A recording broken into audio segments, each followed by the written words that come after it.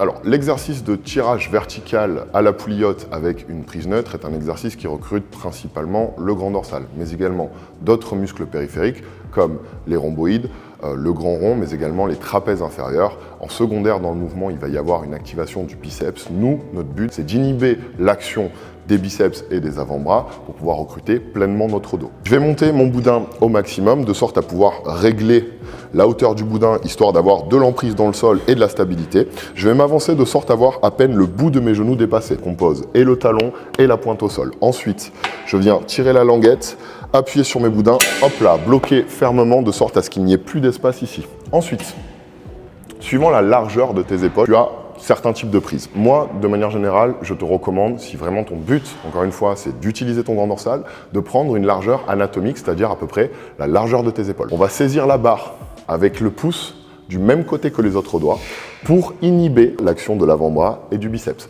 Donc, j'attrape ma prise comme ceci, avec la partie charnue de la main et pas le bout des doigts. Je viens me positionner comme ceci, j'avance mes pieds, j'appuie mes talons dans le sol, je sors les fesses en arrière, je vais rentrer les coudes à l'intérieur. Là, à ce moment-là, quand tu rentres tes coudes et que tu es en position tête, colonne, bassin en auto-grandissement, tu vas sentir de la tension sur ton grand dorsal.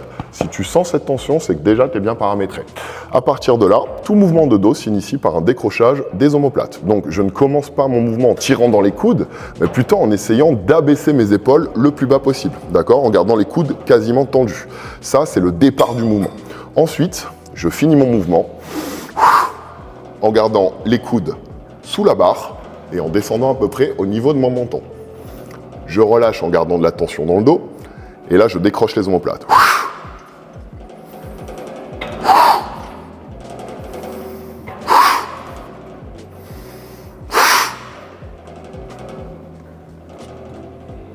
Ok. Sur ce mouvement, on va éviter les mouvements de balancier d'avant en arrière parce que ça risque de changer le recrutement des muscles que tu utilises dans ton dos. Donc on reste bien droit, tête, colonne, bassin aligné et auto-grandi et on tire le coude devant soi en ramenant la barre à peu près au niveau du menton.